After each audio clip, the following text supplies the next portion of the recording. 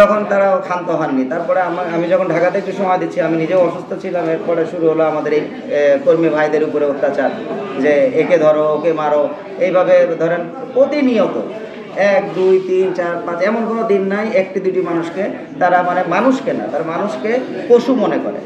একটা পশুকেও কখনো এইভাবে কেউ মারতে পারে না বা কাটতে পারে না, একটা পশুকেও এভাবে কেউ কখনো করে না। তারা এতটুকু অমানবিক। কারণ যেখানে সে জাকারিয়া পিন্টু তার নিজের ভাইকে, আপন নিজের ভাইকে হত্যা করে, তার নিজের পরিবারই তার কাছে সুরক্ষিত নাই, সে ঈশ্বরদীর জনগণ, ঈশ্বরদীর সর্বস্তরের মানুষ কিভাবে সুরক্ষিত থাকে? এটা আমার জাতির বিবেকের কাছে এবং প্রত্যেকটা মানুষের কাছে একটা প্রশ্ন। তারা কোন রাজনৈতিক দলের কোনো ট্যাগ ব্যবহার করছে কিনা? এরা বিএনপির এই নাম ভাঙিয়ে, বিএনপির দলের নাম ভাঙিয়ে, এবং দেখেন পৌর ছাত্র দলের যিনি আহ্বায়ক ছিলেন আমির সাকিব, এই আমির সাকিবকে হত্যা করে সেই পোস্টে সে যায়, এই পোস্ট থেকে আরেক পোস্টে যায়। কারণ তাদের সন্ত্রাসীদের বিরুদ্ধে তো আসলে সবাই রুখে দাঁড়াতে চায় না বা পারে না। এখন আমরা যারা তরুণ আছি, আমরা যারা মানে মেধা দিয়ে চেষ্টা করি যে না, আমরা আইনের তো আমরা বেআইনি কাজ করতে পারবো না, আইনকে আমরা শ্রদ্ধা করি, আইনের মধ্যে থেকে আমরা চাই তাকে এই আইনের মাধ্যম দিয়ে তার প্রতিকারটা আমরা চাই। আর যদি না হয় তাহলে আমরা তো বলেছি যে এই 72 ঘন্টার মধ্যে যদি না হয় তাহলে আমরা আমরণ অনশন কর্মসূচিতে আমরা নেমে যাবো।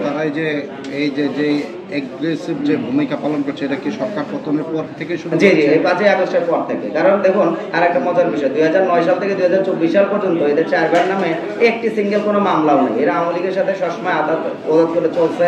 বালুরঘাটের টাকা, ইয়াবা ব্যবসায়ের টাকা, মদ ফ্যাক্টরির টাকা, এই সব টাকা দিলে অবৈধ ব্যবসায়ের টাকা অবৈধ কাজে খরচ করতে তাদের কারোরই কোনো প্রবলেম হওয়ার কথা না। বিশেষ করে তারা যদি কিলার হয়ে থাকে, একদম সাইলেন্ট কিলার। এবং পিন্টু একটা মানে বললাম তো হলো মেন্টালি সাইকো, যে তার নিজস্ব ভেরিফাইড পেজে লিখে বলতে পারে যে হলো 2-4টা প্রাণ চলে গেলেও কোনো যায় আসে না, এতে আমার প্রশাসন নিশ্চুপ, সাধারণ মানুষজন ভয়ে অস্থির, তাদের বিরুদ্ধে কথা বলার মতো কোনো মানুষ নাই। এই প্রতিবাদ করতে এসছি যারা আমরা, এই যে 7টা মায়ের 7টা সন্তান, এই 7টা সন্তান আসলে কেউ ঘরে ফিরে যেতে পারবে কিনা এটাও সত্য, এবং 100% সত্য কথা যে কেউ যেতে পারবে কিনা। অথবা এই নিউজ দেওয়ার পর সন্ধ্যার পরে দেখবেন ওর বাড়ি ভাঙচুর, এর বাড়িতে আগুন দেওয়া হয়েছে, ওর ভাইকে মারা হয়েছে, একেবারে এরা 1 হাত ভেঙেছে, পারলে 2 হাত ভেঙেছে। আমরা যখন থানাতে যাই মামলা দায়ের করার জন্য, থানা পুলিশ তাদের পক্ষে কথা বলে এই 4টা নাম কেটে দিয়ে নাম দিতে হবে, তবে আদারওয়াইজ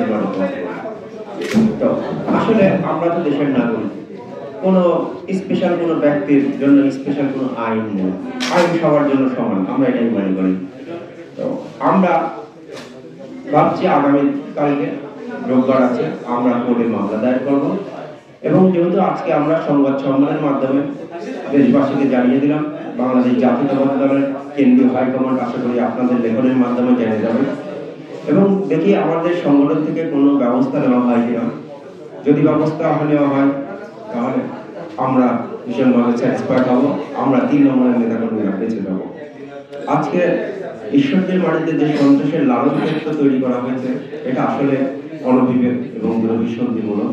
বিভিন্ন জেলা থেকে সন্ত্রাসীদের নিয়ে এসে তারা দলের নেতাকর্মীদের উপর যে নির্মম নির্যাতন চালাচ্ছে, এটা আমরা কেউ মেনে নিতে পারছি না। কোনো পরিবারের মা, কোনো পরিবারের বোন, ভাই কেউ মেনে নিতে পারে না।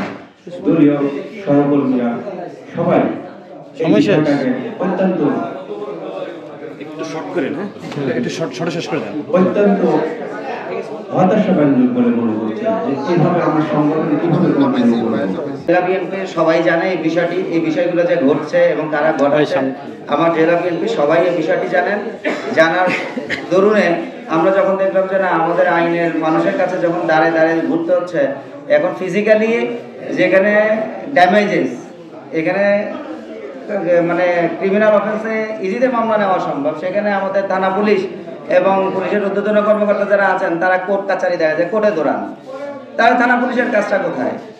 এইরকম দামি পুলিশ তো আমাদের প্রয়োজন, যেটা আওয়ামী লীগের আমলে দেখেছে যে পুলিশরা ভাই এখন তো দল ক্ষমতাই আসেনি, জাকারিয়া পিন্টুর কথা শুনলেই থানা পুলিশ চুপচাপ। তাহলে পুলিশের ক্ষমতা বেশি নাকি হলো জাকারিয়া পিন্টুর ক্ষমতা বেশি? এই জিনিসগুলো আসলে মিডিয়া কর্মী ভাইদের মাধ্যম দিয়ে যদি না জানানোর আর কোনো বেস্ট ওয়ে ছাড়া আর কোনো ওয়ে আমার কাছে নাই বলে আমরা সবাই এক জায়গায় হয়ে এই মিডিয়া কর্মী ভাইদের মধ্যে দলীয় হাইকমান্ড এবং আইনের ঊর্ধ্বতন কর্মকর্তাদের কাছে আমাদের এই আবেদন জানানোর জন্য আজকে এই সম্মিলিতভাবে এক জায়গায় আসা। কয়টি মামলা করেছেন এই পর্যন্ত এবং প্রশাসন কি বলেছে? আমরা প্রশাসনের কাছে অভিযোগ নিয়ে থানায় যাওয়ার মতো সাহস কারণ নাই, বিকজ অফ থানা পুলিশের একটাই কথা, ঘটনাস্থলে যে এই লোকটি যখন পড়েছিল বলছে যাক মরে নাই, এখনো বাইচা রয়েছে। পুলিশের কমেন্ট ছিল এরকম, ব্যাপারটা তাড়াতাড়ি হসপিটাল নিয়ে যা।